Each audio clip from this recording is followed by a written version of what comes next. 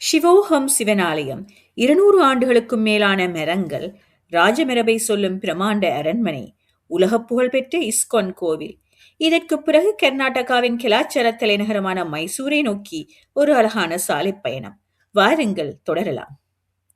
வணக்கம் நண்பர்களே, நமது தென்னிந்திய பயணத்தின் 6வது நாளுக்கு உங்களை அன்புடன் வரவேற்கிறோம். இன்று பெங்களூரின் முக்கியமான சுற்றுலா தலங்களை பார்த்துவிட்டு மாலையில் மைசூரை நோக்கி புறப்படுகிறோம். இப்போது நாம் வந்திருப்பது பெங்களூரின் மிகவும் பிரபலமான ஆன்மீக தலங்களில் ஒன்றான சிவோகம் சிவன் கோவில். கெம்ஃபோர்ட் சிவா டெம்பிள் அல்லது ஷிவ் மந்திர் என அழைக்கப்படும் இந்த கோவிலின் மிகப்பெரிய சிறப்பு சுமார் 65 அடி உயரமுள்ள பிரமாண்டமான சிவபெருமான் சிலை. தியான நிலையில் அமர்ந்திருக்கும் இந்த சிலை பக்தர்களுக்கும் சுற்றுலா பயணிகளுக்கும் அமைதியையும் ஆன்மீக உணர்வையும் அளிக்கிறது. மேலும் அமர்நாத் குகை 12 ஜோதிர்லிங்க தரிசனத்தை நினைவூட்டும் வகையில் அமைக்கப்பட்ட ஆன்மீக நடைபாதையும் பக்தர்களை ஈர்க்கிறது.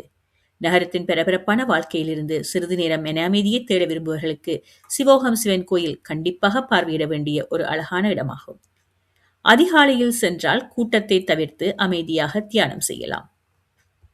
நமது அடுத்த இடம் லால்பாக்.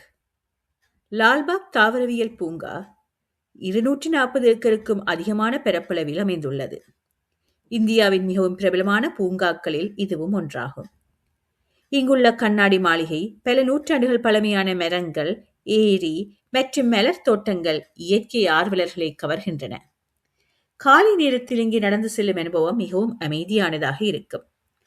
புகைப்படங்கள் மற்றும் ட்ரோன் காட்சிகளுக்கு இது ஒரு அற்புதமான இடம். நேற்று நாம் கபன் பார்க்கில் பார்த்த அந்த அழகான பேண்ட் ஸ்டாண்டை போலவே இந்த லால்பாக் தாவரவியல் பூங்காவிலும் ஒரு வரலாற்று சிறப்புமிக்க பேண்ட் ஸ்டாண்ட் உள்ளது. பிரிட்டிஷ் ஆட்சி காலத்தில் இராணுவ இசைக்குழுக்கள் இசை நிகழ்ச்சிகள் நடத்துவதற்காக இவை அமைக்கப்பட்டன. இப்போது நாம் வந்திருப்பது பெங்களூரின் மிக பிரபலமான வரலாற்று சின்னங்களில் ஒன்றான பெங்களூர் அரண்மனை. 1878 ஆண்டு கட்டப்பட்ட இந்த அரண்மனை இங்கிலாந்தின் வின்சர் கோட்டையின் கட்டடக்கலையை முன்மாதிரியாக கொண்டு வடிவமைக்கப்பட்டதாக கூறப்படுகிறது. உயரமான கோபுரங்கள், அழகிய மர வேலைப்பாடுகள், வண்ணக் கண்ணாடி ஜன்னல்கள் மற்றும் அரச மரபின் பெருமையை வெளிப்படுத்தும் கட்டிடக்கலை இன்றும் பார்வையாளர்களை வியப்பில் ஆழ்த்துகிறது. இந்த அரண்மனை மைசூர் அரச குடும்பமான வாடியார் வம்சத்தின் வரலாற்றுடன் நெருங்கிய தொடர்புடையது. உள்ளே அரச குடும்பம் பயன்படுத்திய அறைகள், ஓவியங்கள் மற்றும் பழமையான பொருட்கள் காட்சிப்படுத்தப்பட்டுள்ளன. உள்ளே புகைப்படம் அல்லது வீடியோ எடுப்பதற்கு கட்டுப்பாடுகள் இருப்பதை முன்கூட்டியே தெரிந்து கொள்வது நல்லது. அரண்மனையை சுற்றியுள்ள அழகான பசுமையான தோட்டங்கள் இந்த இடத்தின் அழகை மேலும் உயர்த்துகின்றன. வண்ணமயமான மலர்கள், நன்கு பராமரிக்கப்பட்ட புல்வெளிகள் மற்றும் அரண்மனையின் பின்னணியில் புகைப்படம் எடுக்க ஏராளமான அழகான இடங்கள் உள்ளன.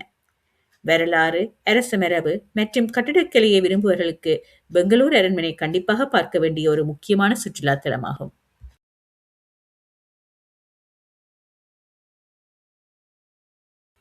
இப்போது நாம் வந்திருப்பது திப்பு சுல்தானின் கோடைகால அரண்மனைக்கு. 18ஆம் நூற்றாண்டில் ஹைதர் அலி தொடங்கி திப்பு சுல்தான் நிறைவு செய்த இந்த அரண்மனை முழுவதும் தேக்கு மரத்தால் கட்டப்பட்டுள்ளது.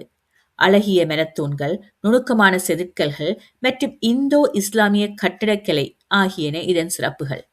இன்று இது திப்பு சுல்தானின் வரலாற்றை அறிய உதவும் முக்கியமான அருங்காட்சியகமாக உள்ளது. அடுத்ததாக உலக புகழ்பெற்ற இஸ்கான் கோயிலுக்கு வருகிறோம்.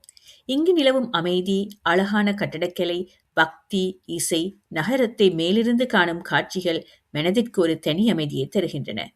சிறிது நேரம் அமைதியாக இருந்தாலே மனம் புத்துணர்ச்சி அடைகிறது. பெங்களூரில் நமது 2 நாள் அழகான பயணம் இத்துடன் நிறைவடைகிறது. வரலாற்று சிறப்புமிக்க அரண்மனைகள், பசுமை நிறைந்த பூங்காக்கள், ஆன்மீக தலங்கள், பரபரப்பான ஷாப்பிங் தெருக்கள் என பெங்களூரின் பல்வேறு முகங்களை இந்த 2 எபிசோட்களில் பார்த்தோம். இப்போது நமது அடுத்த இலக்கு மைசூர். பெங்களூருக்கு விடை கொடுத்து கர்நாடகாவின் கலாச்சார தலைநகரமான மைசூரை நோக்கி நமது பயணத்தை தொடர்கிறோம். பெங்களூரிலிருந்து மைசூர் வரை சுமார் 145 கிலோமீட்டர் தூரம். இந்த பயணம் பொதுவாக 3 முதல் 3.5 மணி நேரம் ஆகும். நாம் பயணிப்பது பெங்களூர் மைசூர் எக்ஸ்பிரஸ்வே வழியாக. இது கர்நாடகாவின் முக்கியமான அதிவேக நெடுஞ்சாலைகளில் ஒன்றாகும். இந்த எக்ஸ்பிரஸ்வே ஒரு கட்டணச்சாலை என்பதால் வழியில் சுங்க கட்டணம் செலுத்த வேண்டும். ஃபாஸ்டேக் இருந்தால் சுங்கச்சாவடிகளை எளிதாக கடக்கலாம். பயணம் முழுவதும் அகலமான சாலை, அழகான கிராமப்புற காட்சிகள், பசுமையான வயல்கள் மற்றும் சிறிய மலைத்தொடர்கள் இந்த டிரைவை மிகவும் இனிமையாக்குகின்றன. வழியிலேயே உணவகங்கள், எரிபொருள் நிலையங்கள் மற்றும் ஓய்வெடுக்கும் வசதிகளும் இருப்பதால் குடும்பத்துடன் பயணம் செய்ய மிகவும் வசதியான பாதையாக இது உள்ளது. இப்போது மைசூரில் நமக்காக காத்திருக்கும் புதிய அனுபவங்களை நோக்கி நமது பயணம் தொடர்கிறது. அரச மரபின் பெருமையை பறைசாற்றும் மைசூர் அரண்மனை, சாமுண்டி மலை, பிருந்தாவன் கார்டன்ஸ் மற்றும் இன்னும் பல அற்புதமான இடங்களை அடுத்த எபிசோட்களில் உங்களுடன் சேர்ந்து சுற்றி பார்க்க போகிறோம். இந்த வீடியோ உங்களுக்கு பிடித்திருந்தால் ஒரு லைக் கொடுத்து உங்கள் நண்பர்கள் மற்றும் குடும்பத்தினருடன் பகிருங்கள். லேர்ன் தமிழ் சேனலை இன்னும் சப்ஸ்கிரைப் செய்யவில்லை என்றால் இப்போதே சப்ஸ்கிரைப் செய்து நோட்டிபிகேஷன் பெல்லை அழுத்துங்கள். லேர்ன் தமிழ் வழங்கும் தமிழ் பயணங்கள் தொடரை தொடர்ந்து பாருங்கள். நமது 30 நாள் தென்னிந்திய பயணம் இன்னும் பல சுவாரஸ்யமான அனுபவங்களுடன் தொடர்கிறது. அடுத்த எபிசோடில் மைசூரில் சந்திப்போம். நன்றி, வணக்கம்.